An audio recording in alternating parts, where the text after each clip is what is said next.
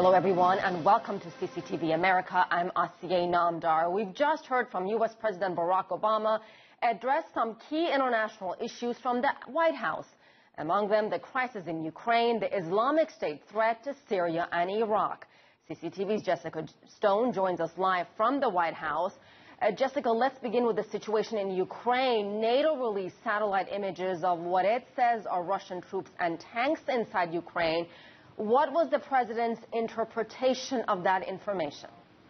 Well, it's something he says should make plain now, if it hasn't before, that the Russians are in Ukraine, that their forces are fighting and arming and funding separatist rebels, fighters in eastern Ukraine.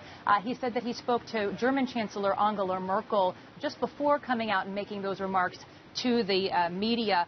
And that this really is the evidence that they've been looking for to make this proof that the United States has been making these accusations, of course, Asiye, for some time now. He went on to say that there is still no just cause for U.S. military action on behalf of the Ukrainians, and we can expect, I believe, based on what he said, broader economic sanctions coming out of the upcoming NATO summit in Europe. He's looking to mobilize the international community.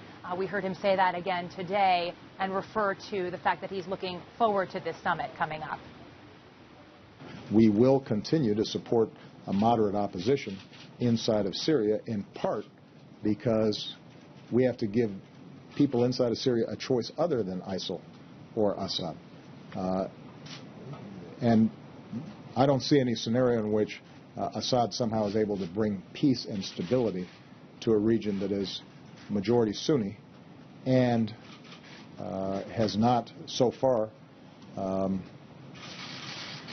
shown any willingness to share power with them or in any kind of significant way deal with the long-standing grievances that they have there. So there you also heard the U.S. president talking about the situation in Syria, Asiye, and obviously he was also asked during this press conference, having already told the U.S. media that he will be meeting with his National Security Council about the situation in Iraq and Syria. You know, there's been this ongoing question as to whether the U.S. will conduct airstrikes in Syria. What we heard from the U.S. president today is that it is not under consideration in conjunction with Bashar al-Assad, that this White House does not plan to work with him in any way. And in fact, the president believes very strongly that Assad does not only does not have legitimacy to lead the country, but does not have access to the areas where the Islamic State are controlling currently. And so what that means, he says, is that Assad does not have the capability to help the United States conduct such airstrikes. And he went on to say that the real solution here is that the regional partners, the countries in the region, some of whom have been supporting various extremist groups in this fight, need to stop doing so, and the U.S. will try to work to that end. But no military strikes in Syria. All right. Thank you so much, Jessica Stone, live at the White House.